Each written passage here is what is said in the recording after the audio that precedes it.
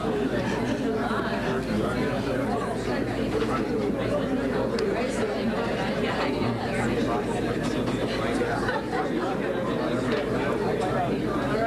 many people here have ever used an online service before? Prodigy or American Online or Compuserve? Yeah, just a handful. What we hope to show you today will be much different from what you've seen in the past. It's an online service that is going to have its commercial launch in another couple of months, and the Star Tribune Online service will be part of this new online network called Interchange Network. Today we'd like to show you a little bit of what we've been doing for Star Tribune Online. We've had a lot of interest in what we have had going on here since we announced last June that we were going to start up an online news service, and a lot has happened in the last few months.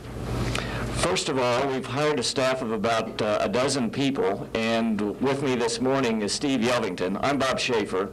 Steve is the editor and manager of the service, and I'm not sure whether we have any others on the staff. Jenny, are you back there? Jenny Pinkley there in the back is one of the copy editors for the service. The others have been at other of the presentations that we've had in the last couple of days. And then I'd like to introduce a couple of visitors this morning, David DeJean and Sarah Delaney. They are here from Cambridge and Massachusetts, where the Interchange Network is based, and they are working closely with us in developing our service. If the two of you would like to wave or stand up. Stand up, sir.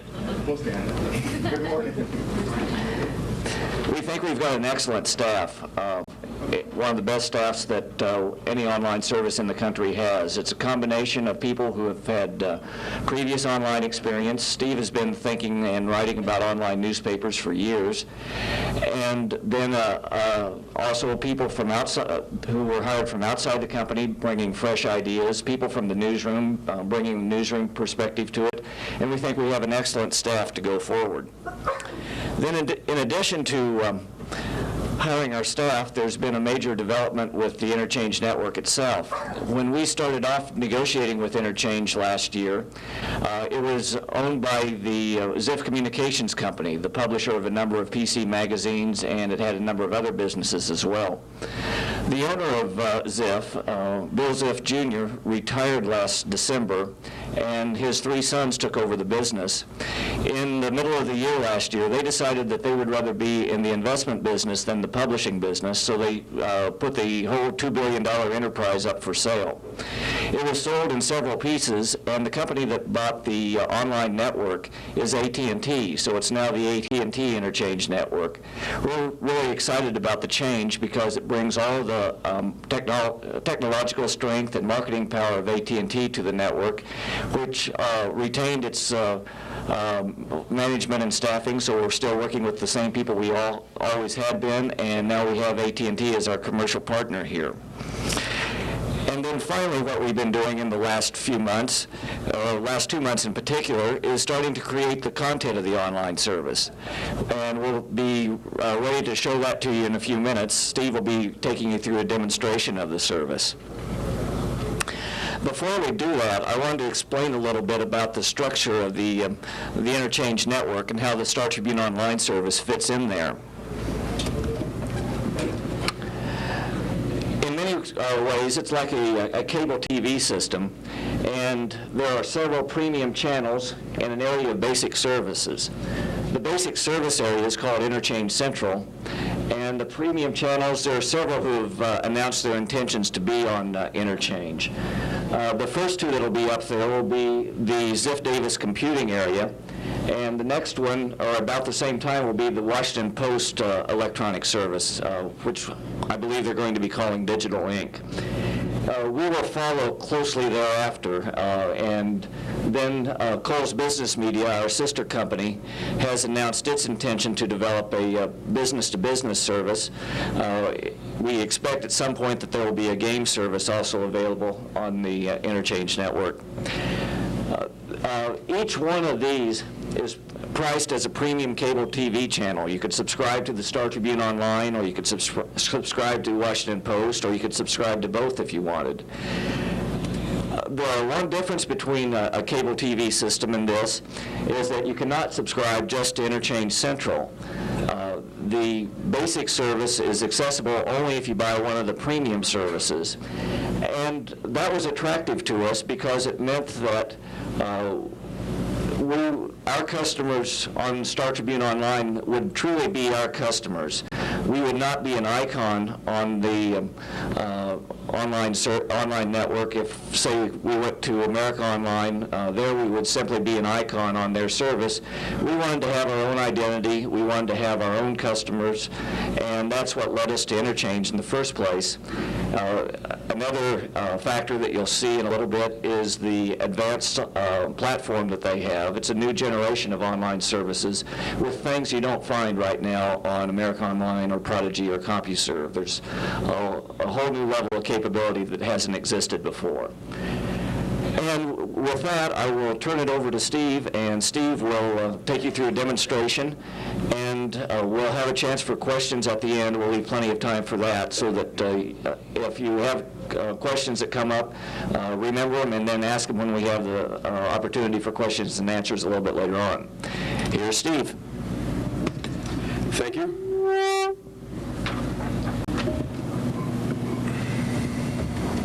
This is not what it looks like.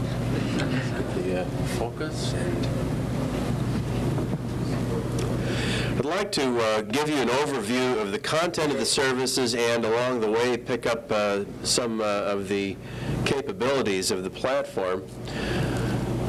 You'll notice to start out with here that what we have is a service that focuses on our own brand identity. It's positioned as Star Tribune Online, not as somebody else's product. You'll also notice that the word online is big and Star Tribune is small. Now that surprises some people. We've gone through a lot of discussion with our marketing departments here at the Star Tribune over this issue, and we've gone through yet another inversion of our thought processes. What we have here is an online service. It's not an electronic newspaper. It's not a transcription of the Star Tribune into a new medium. It is a new kind of product, and we want to develop for it its own brand identity. So we have the Star Tribune here as sort of as Jamie, you want to wave? Jamie Hutt, our design wizard. Jamie describes this as the Star Tribune perched up there sort of like a parrot on its shoulder. I think of the Star Tribune as being a source of authority, of resources, a provider of a great deal of the content of the service, but not by any means all of it. This is a service that is broad and goes far beyond what we've been able to do in the print media.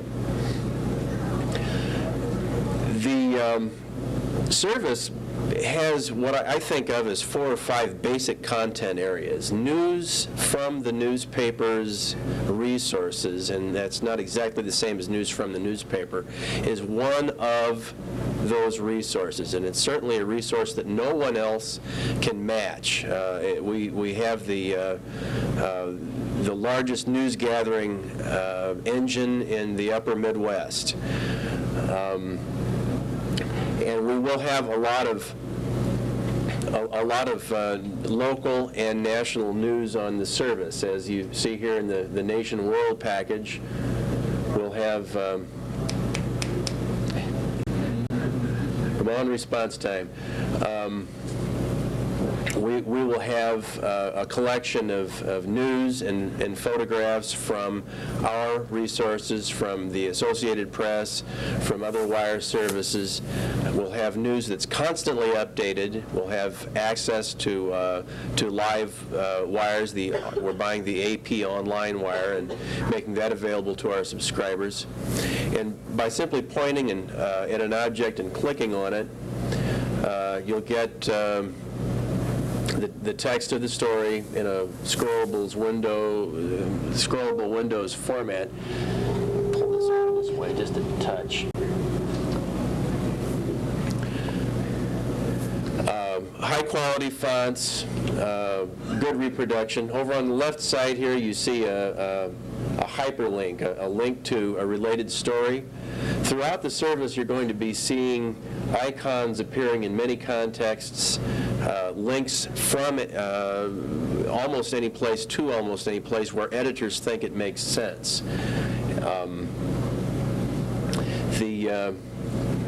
Could you drop back and take a look at that highlights page, Bob? You'll notice right here several different kinds of icons. You have folders full of the latest national news and latest world news. You have an icon that looks a little bit like the balloon that you might see in a comic strip. That's a link to a discussion, and you're going to be finding those throughout the service. And that leads me to the second major content portion of the service, and that is our collection of managed and enhanced online discussions. We know from looking at the online services industry, the history of it over the last decade or so, that content attracts subscribers, but communications keeps subscribers. Communications builds community. If you go back to the Star Tribune's mission statement, it says that we're here to enhance the shared life of the community by being the area's leading provider of information that people value. Well, providing information on a broadcast model where we gather information and we organize it and we shoot it out at people is only part of what we can do as a company. We also have a history of facilitating communication among people. Jeremy Eggers' Minnesota's Talking Roundtable program is an example of that. Here in the electronic forums, we can do that kind of thing on a vastly larger scale. We can create virtual public spaces where people can come together regardless of where in the Twin Cities they live, regardless of what demands on their time might be there. When it's convenient, they can come together and talk about issues of common, get a life, Will, common concern. Here, Will Outlaw, our communications editor, has started a discussion about the Republican proposal to eliminate or sell the Corporation for Public Broadcasting. Obviously, it's an issue of great public concern. You can't escape it if you turn on Channel 2 these days. We can let people get together and discuss it, but not only discuss it, because you'll notice at the top of this discussion, in starting it off, Will dropped in a link to a news story. We're all familiar with talk radio, and you know the depths to which discussion can sink if you've listened to some of the talk radio programming. What we're doing here is not trying to inflame people. We're trying to lead discussions in an informed way, and we have the ability to drop in these links to authoritative reporting that informs the discussion and transforms it from merely a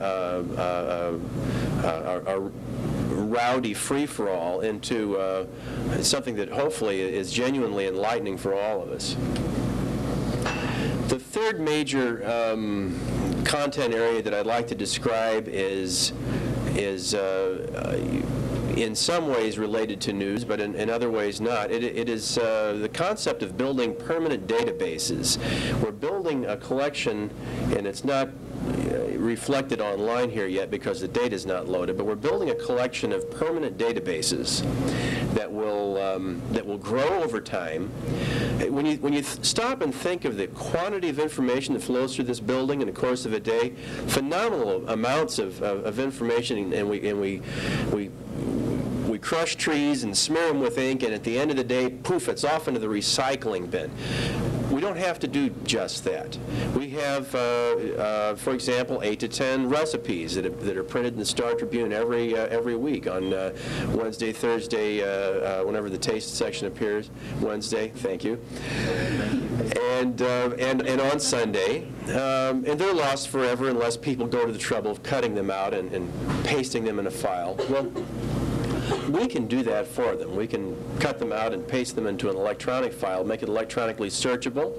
You'll be able to search our recipes database for recipes that have ham, recipes that have chocolate, recipes that have ham and chocolate. Al Sickerman might have one of those. He's done many weird things with chocolate. We'll have databases of information about the Twin Cities. We want to build a resource for people who are looking for a place to live, people who are looking for people who want to buy a car, searchable databases of reviews of cars, searchable information about communities in the Twin Cities. Over time, this is going to become more and more powerful as a tool for consumers to make decisions. The next major, the library icon here is not functioning, by the way, but we will have our Star Tribune electronic library online going back to 1986, searchable at a new, reasonable consumer price.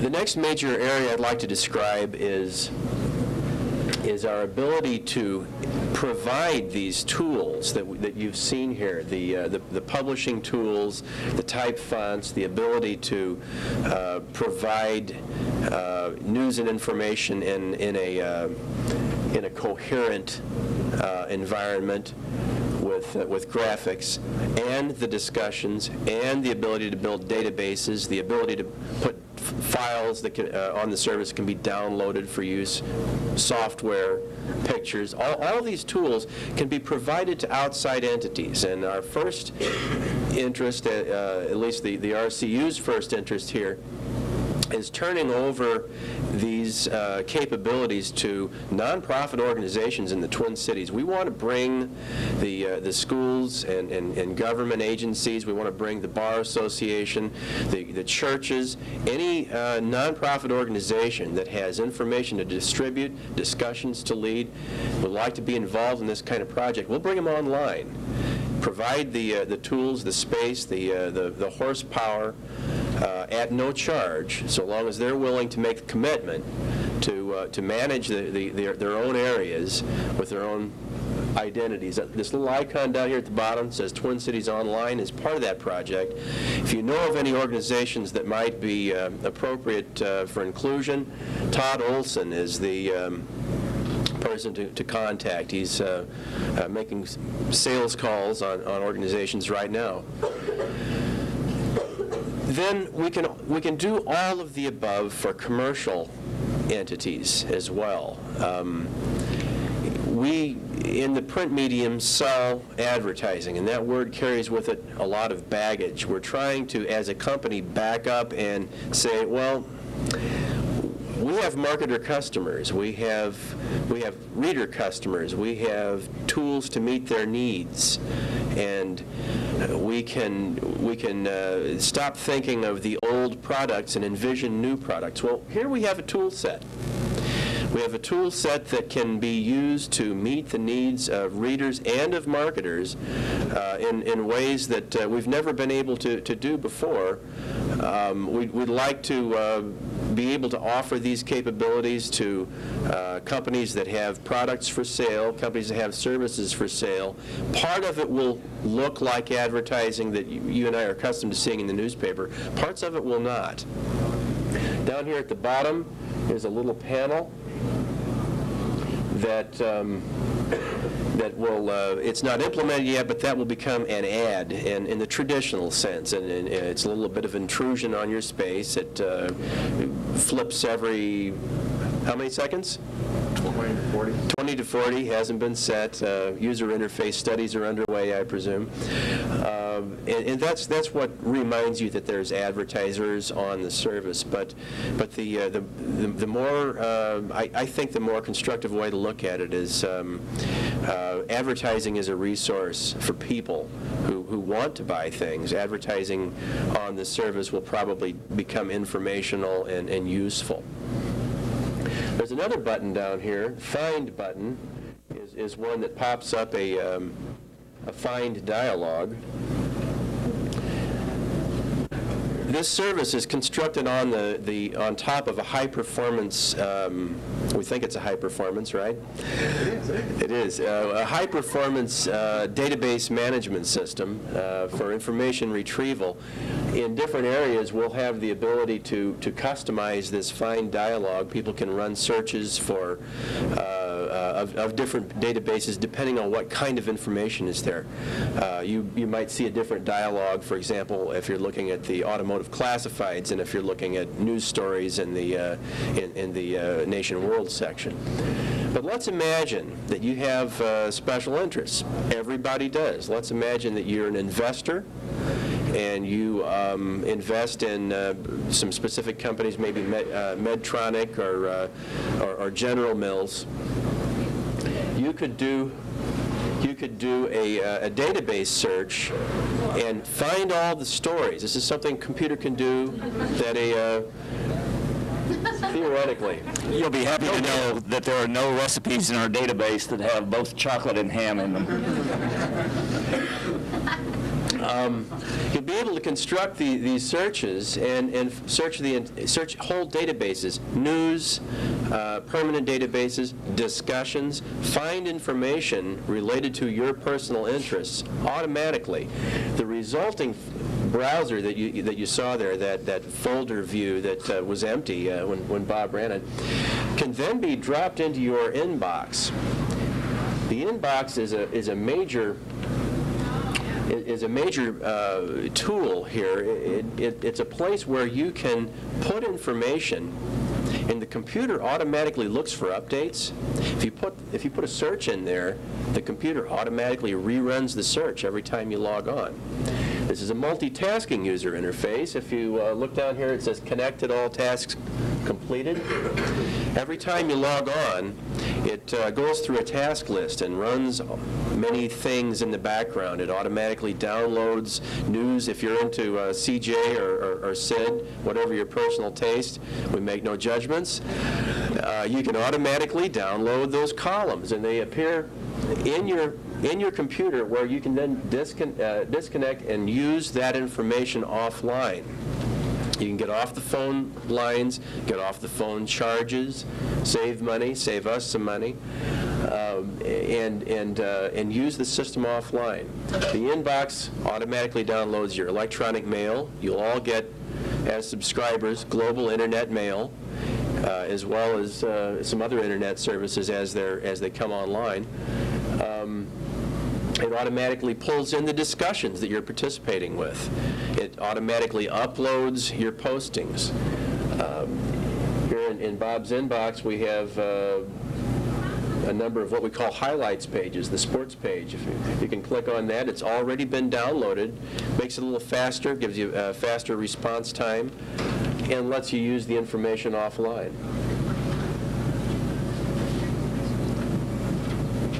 We have the ability to display photos with fairly decent resolution. What you're seeing here is diminished somewhat by the fact that you have to go through an LCD display and project it on the wall. But we have very good results with photos so far. Bob, did you have anything you wanted to add? As you can see, it supports photos and graphics very well. It has, and you can see them right on your screen rather than having to download them and then view them later, which is one of the additional reasons that we were very attracted to this platform. This content here is fictional content, but it is used just to illustrate what the capabilities are in producing photos and graphics on the service. One of the other things that we think is really neat about this is that, let's say I am extremely interested in Metro News, and every morning I want to find out what is available in the Metro News area. So I can navigate to that area one day, and then I can go up here under, whoops, this is where it's still in beta testing. going to have to reboot and start over. There's still some software bugs that we're working to get eliminated, and why don't I get logged back on here? Why don't you go through the procedure of subscribing to something and automatic turning? Yeah, basically any collection of information on the service can be subscribed to, quote and unquote, in this way. You can either drag it to your inbox, or you can call it up on the screen and hit Control-K or select from a menu. Like most Windows applications, there are 3 or 4 ways of doing everything. But over time, what you're doing is building a very personalized view of the news. So we're able to give people our picture of the world and their picture of the world at the same time. We're able to support both values, and our picture of the world is a value. It is part of the reason people subscribe to our newspaper. It's for our news judgment that we're supposed to have developed over decades of experience. But people's individual tastes and interests are also important, and we've never been able to support them in the way that we can here. Are there any questions about what we've covered so far? Do we have any idea what the St. Paul paper is doing along these lines? Question is, do we have any idea what the St. Paul paper is doing on these lines? I don't. I don't think they're doing very much. They certainly don't have the resources that we have here. What we know of other organizations in the Twin Cities is that Channel 4 has announced that it's going to be creating an online service.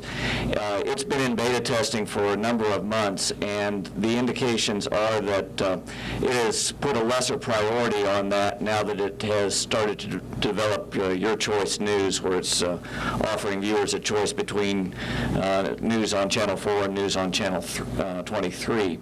Then fairly recently, Channel 29 announced that it was going to have an online service as well. That one is much more related to entertainment than to news, and is featuring some of the material related to the Fox network. Beyond that, there hasn't been any announcement of from the Pioneer Press what it may be up to, so we don't know. I'm going to add that TV companies are not information rich. We're information rich here. TV companies have some things we don't have that we may need in the near future as we move into multimedia. They have pictures that move, and we don't have that.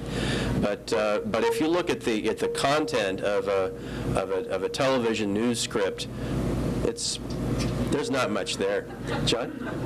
Do we see or do we hear AT&T saying anything about using interchange for voice and video?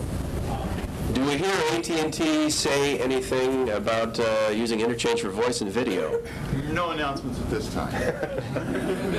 The description, the way it's been described for us is that the architecture of the system was developed with multimedia enhancements in mind. The problem that we have right now is that we have to ship this information through a modem, and that's like sucking a malt through a soda straw. It's pretty painful.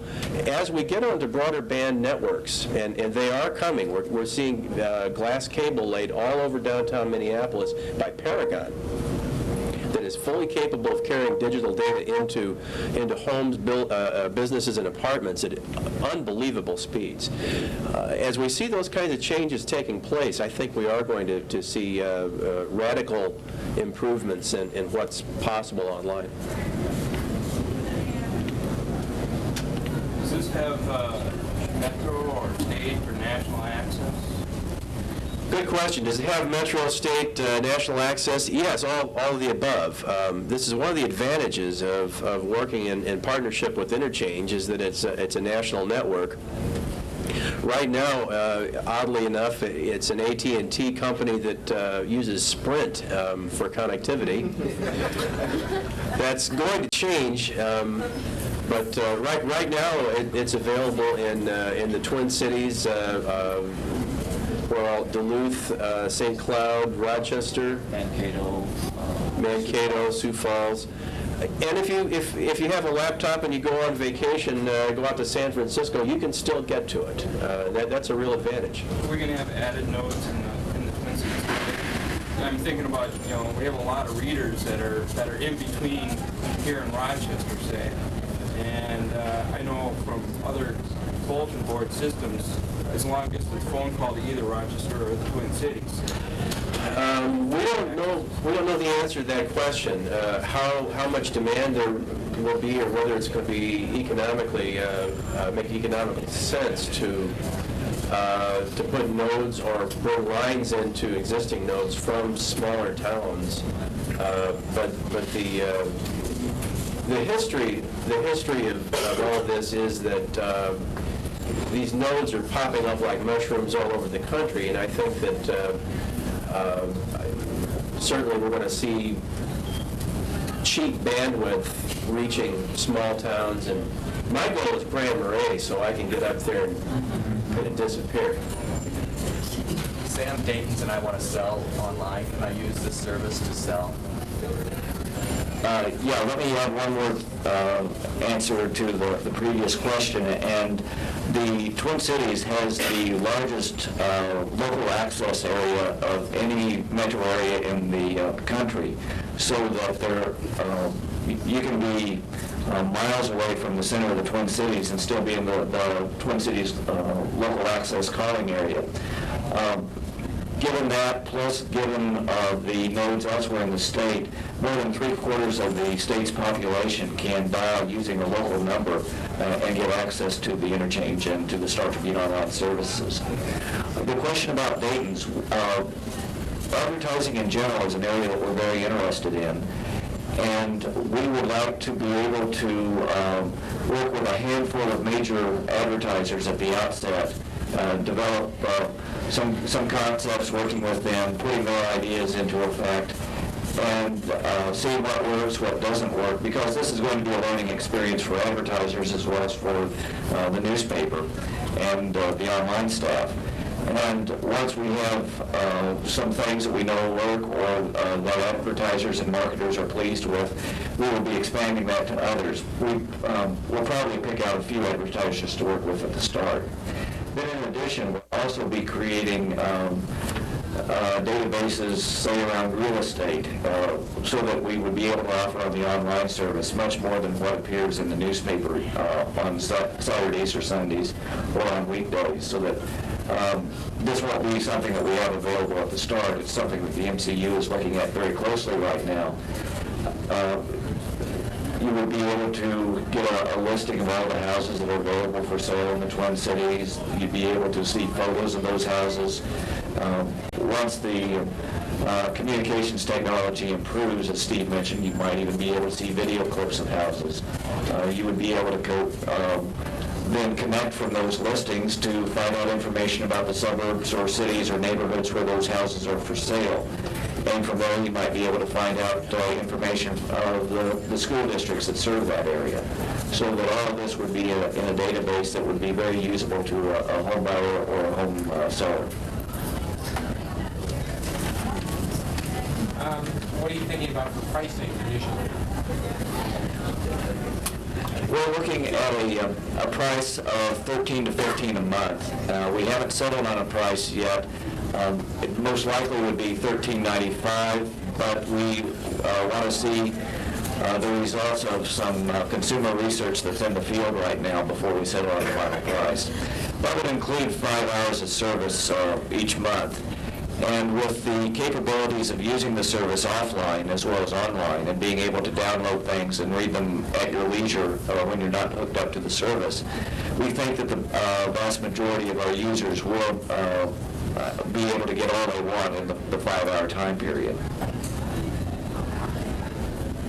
For people who go beyond that, there is a price of $3.50 per hour, and the trends there are for those prices to go down. Just recently, let's see, it was America Online and Compuserve cut prices to $2.95 an hour. Other questions? Yeah, Gary? Would it make sense in the future to change the way we think about newspaper photography to be newspaper video? And then we could feed interchange and the newspaper by looking at single images from that video for the newspaper? Question is, does it make sense in the future to think of newspaper photography as video and lifting individual images rather than, it sounds like real fast motor drives. It's sort of what we're doing now. I think there are a lot of interesting advances in photography that are coming. We're right now experimenting with digital cameras, for example, that have short cycle times and large capacities. What we need to be able to do is go far beyond the video resolution you get from a camera like this one to something with a megapixel and 24-bit color. And we don't quite have the capability for that yet, but it's coming, and I think that you'll find still photography being handled that way somewhat in some contexts, yes. John? These are all public spaces. Are you envisioning any private spaces on any of them? Are we envisioning any private spaces online? It's possible. Our goal is to, our immediate goal certainly is to build the total collection that's publicly available. And on the other hand, there may be some databases, there may be some collections of information, there might be discussions even that are private. We, for example, might have certain kinds of information that are of extremely high value to very small groups of people. We might put a sign out that says it's here, but very few people would go there because there's an entry price that $300 to download this or something. I've seen that there's an icon called Member Support. Is there going to be a help desk for subscribers? Excellent question. Is there going to be a help desk, member support? We're going to have a couple of different kinds of member support. One is that people are commenting about content, and that's our business, our problem, and our staff will be there to answer questions like that. Technical questions, however, go off to interchange, and that's one of the reasons we're dealing with a national network. Rather than building our own system, hack together with our own technology, is that PCs are real nightmares, and still. And Interchange has an 800 toll-free number and professional answer people who are trained to deal with a myriad of weird Windows problems.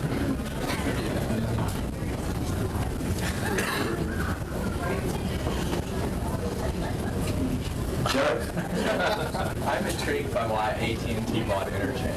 Did they say something when they bought it? Did AT&T say something when they bought Interchange? You want to talk about that?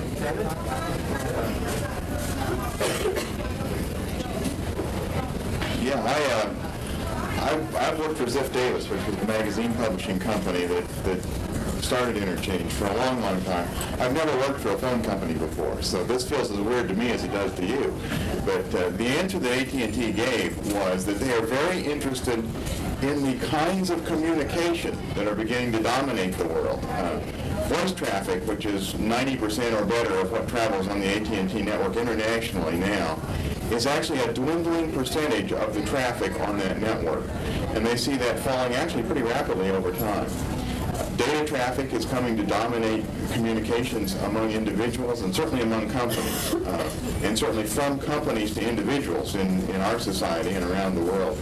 They bought Interchange as part of a strategy that's very long-term that has to do with figuring out where the data traffic is headed, what kinds of data traffic there are, and preparing their own physical networks to handle that kind of data traffic in the years to come. So it's a long-term play for them to understand and be in the business of doing information traffic of a digital data kind of nature instead of a voice traffic. They also have recently acquired the Imagination Network, which is a games, role-playing games, real-time multiplayer role-playing games online that you can use your telephone line again to do. They have a new service called Personal Link, which uses a very graphically oriented operating system on little handheld gizmos. You still have to plug it into a phone line, but you can trade email with anybody, any place, and do some very interesting things. That Personal Link service is another effort in this area. They also, over the years, operated something called Easy Link, which is an electronic mail service of a much more traditional nature. They've just signed a contract last year with Lotus, the company that does a product called Lotus Notes, which is a desktop data manager and communications service, the software package that's gaining great ground in the business world. All of these efforts by AT&T are aimed at getting them into this data traffic business from the content side toward the traffic side instead of working it from the other direction. So that's a long-winded answer to a pretty interesting question. It's a very exciting thing to be a part of. I don't. If people stand up and say, "I'm very excited about this," you say, "Sure, right." Well, I'm very excited about this. I very seldom ever say that, but in this case, it's true. While we were talking here, I don't know how many of you noticed earlier, I pulled up this page here, clicked on the download button, clicked on OK, and a picture of the Earth taken from the moon was downloaded in the background. We continue to browse and move around on the service.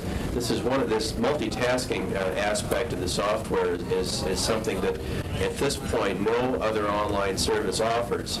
Background downloads. If you're on AOL or Compuserve, you download a program, it's got total control of your computer for the duration.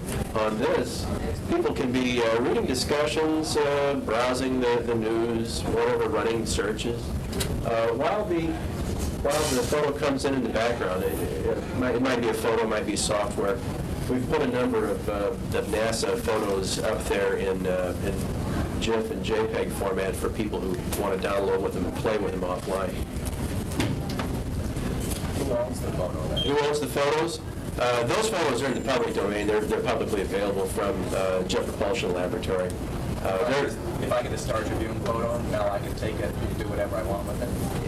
If you get a Star Tribune photo, it still belongs to the Star Tribune. That's an interesting point. We have a lot of, Bob's wife is an intellectual property lawyer, as a matter of fact. There's some interesting questions here. You don't hear those terms in the same sentence very frequently. One of the things that we're dealing with in creating and stocking, in effect, the online service is that many of the things that we run in the newspaper, we don't own. We buy one-time print publication rights for Associated Press articles, New York Times articles, the Bombeck column, the comic strips, and so forth. For things that we do own, it's no problem. We can put those online and we can make them available to our customers. We control how we want to make them available. The other material, we have to negotiate separately the rights to use them on the online service. And that is going to be one of the reasons why not everything in the newspaper is going to be available on the online service. We're not going to have 2 pages of comics. For one thing, it would be very time-consuming to negotiate with that many different syndicates. Another thing is, I don't expect a whole lot of people are going to want to read their comic strips that way. We are going to make Dilbert available because that one seems really appropriate for an online service. But we're not going to make available everything that we run in the newspaper. We intended the service to be a complement for the newspaper rather than a replacement.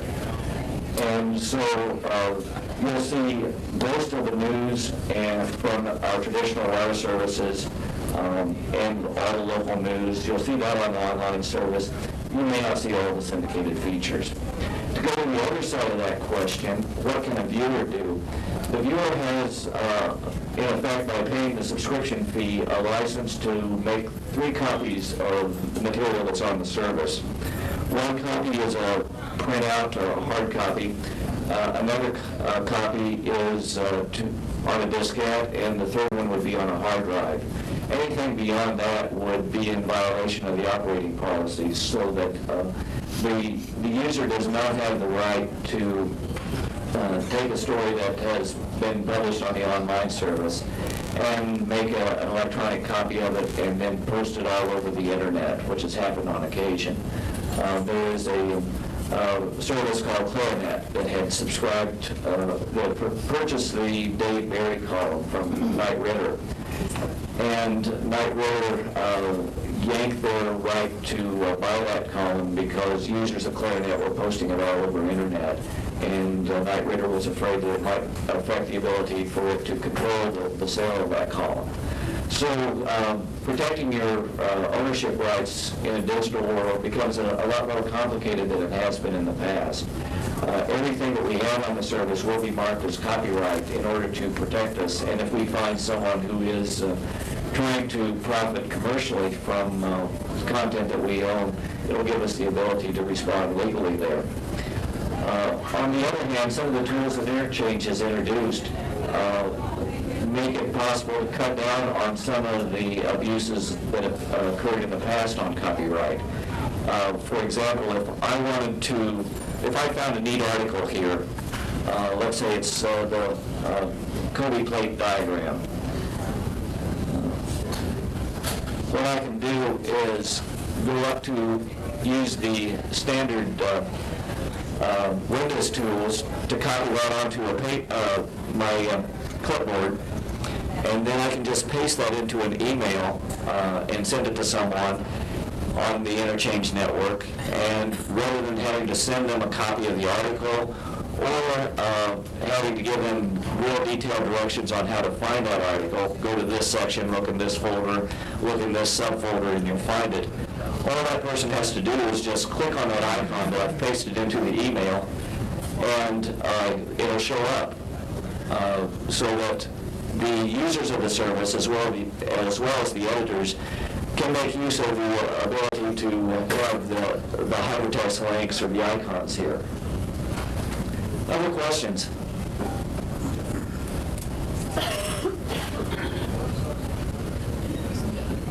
What sorts of advertising might one expect on the service, and do you think it might be an issue that consumers browsing through the service might just overlook advertising if they have to click on an icon to get to it? Is it possible that marketer customers, that might be an issue with them? The question is the availability of advertising on the service, and will it be an issue to our marketer customers if the user of the service overlooks the ads? That's one of the reasons why Interchange is developing the rotating ad queue, because each time that ad changes, the change on the screen will catch the viewer's eye. And if the viewer is interested in that advertisement, then the viewer can click on that space and go directly to the full screen advertisement. And that's what the marketer really wants. It wants people who are interested in its products or services. It's not so much interested in making everybody on the service look at its ads, but those who are interested in the products or services that the marketer is offering. We'll also be able to give our customers the ability to search for advertising using the standard find mechanism, so that if you're looking for, say, modems, and you want to find out what modems are offered in the service, you can go to the market space area on our service, which is the advertising area, and then do a search for modems and see what is listed there. And you can find things much faster, find a comprehensive listing rather than just choose from what you happen to run across during the course of using the service. I want to stick my opinion in here, even though I'm not in advertising, and observe that we have a real challenge ahead of us to understand what we can do with the technology, to educate our sales force and what's possible, and then explain all this to the marketer community. It's a new kind of thing. The kind of thing that I imagine working well is not a this week's sale so much as Bachman's putting the whole Snow Baby collection online in a searchable catalog sort of format, or Steger, the Mucklucks catalog, and you can order them online even. Those kinds of things. Information for people who already want to buy is going to work very well. I think this is an important tool, this little rotating intrusive ad down here. But I'm honestly very excited as a consumer about being able to find things that I want to get.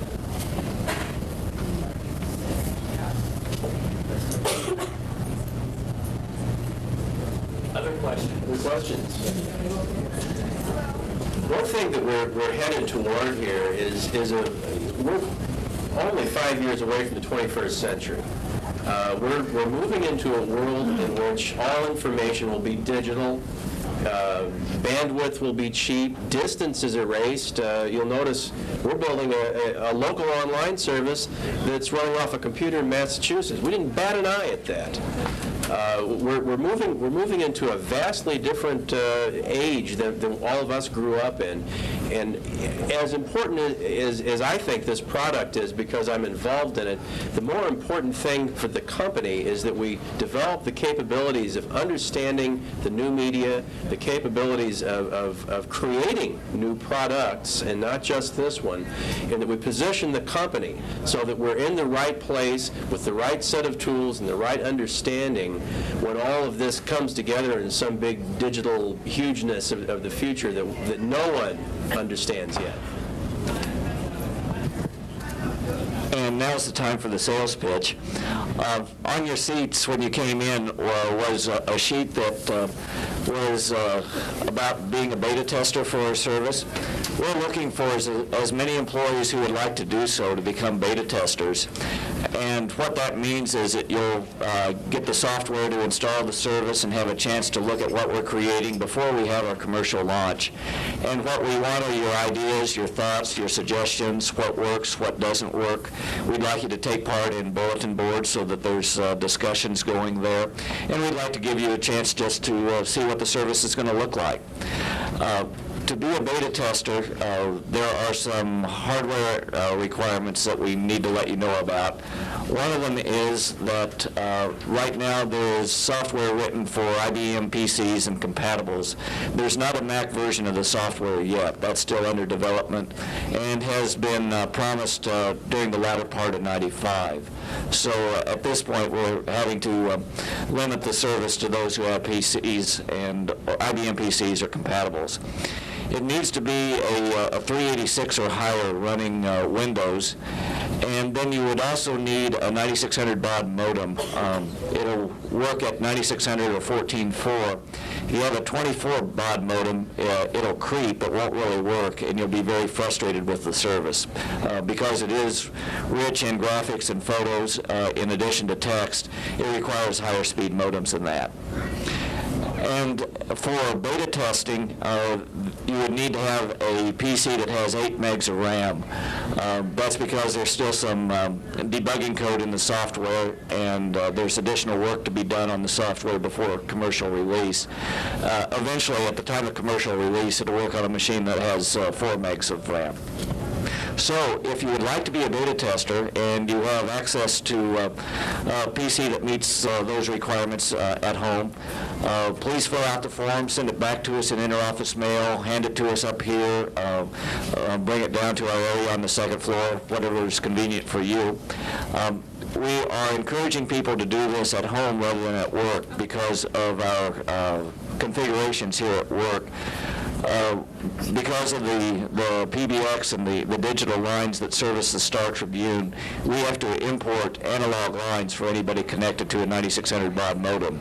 And so we've had to do that for the online staff. That gets pretty expensive to do it for the company as a whole. It means everybody has 2 lines feeding to their desk. So that's why we're asking people to test it at home. Any further questions? Yeah, John.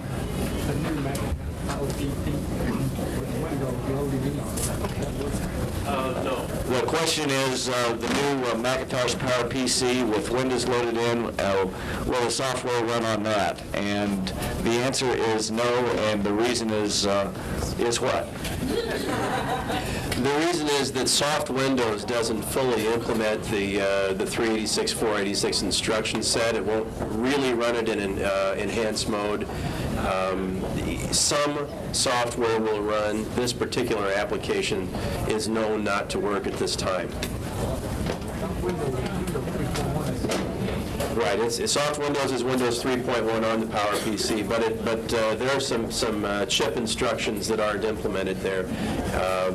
The company that makes soft Windows may upgrade that, and that picture may change. Anything else? Thank you all for coming. Do you have any extra pamphlets? Yes, we have plenty of pamphlets. Come on up.